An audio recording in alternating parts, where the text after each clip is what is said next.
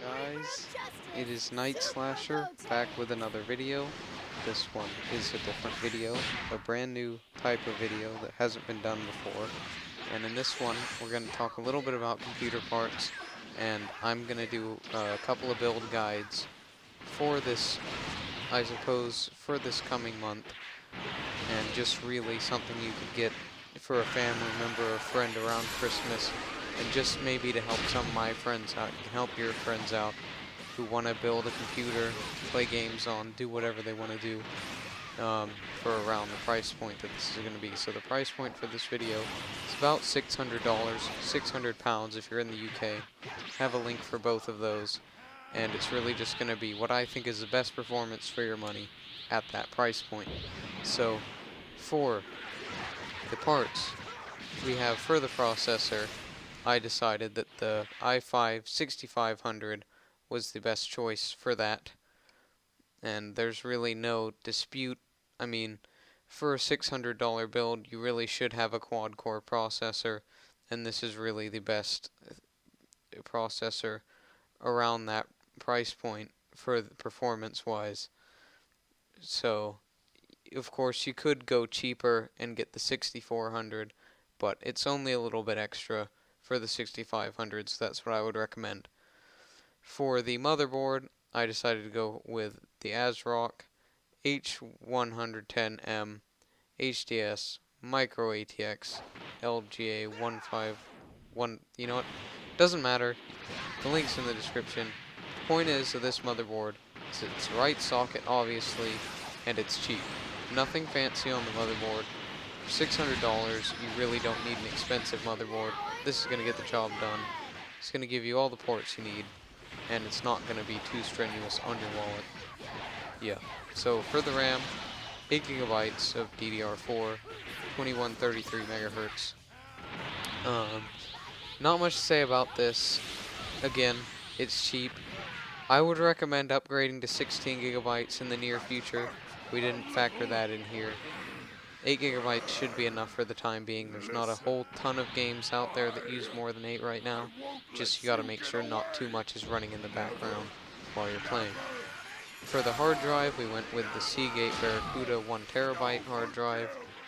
In my opinion, this is the best hard drive for the money. This is a hard drive I have in my system. It's about $40 or something around that, and it has the maximum speed. A lot of people recommend Western Digital hard drives, but the Seagate hard drive gives you about the same performance for a slightly lower price, so I go with that. And for the graphics card, this is pretty important. There's a lot of options out there for graphics cards right now that you can factor into a $600 budget, but I went with the EVGA GTX 1060 3GB version. 3GB I'm not super comfortable with, but I know that this is the best price for performance, and so long as you're sparing with your settings and you're not turning everything up and you're going high to ultra, some of your settings on high, you shouldn't run out into any limits with your VRAM there, and you should be getting a solid 60 frames per second in most games. I would recommend this graphics card. You could go an extra, I don't know, $50. Get the 6GB version if that makes you feel better, or if this is too much, you could drop down and get an RX 460 or a 1050 Ti. I would recommend the 1050 Ti if this is too much for you, but I do think this is worth the money. And for the case, well no, I was talking about the power supply first. For the power supply, the EVGA 500 watt, 85 plus bronze, certified power supply. That's all you really need. 500 watts will power this system just fine. 80 plus bronze, probably not going to break, but it might. I've had plenty of power supplies break in my time, but I think this one is the best for the money. And that's all going to be packed into the Fractal Design Core 2300 ATX mid-tower case. Again, this is really just the best case for the money. It won't be too difficult to build in a Fractal Design case like this. Give you plenty of space. It's going to fit out all the parts nicely. Nothing to complain about there.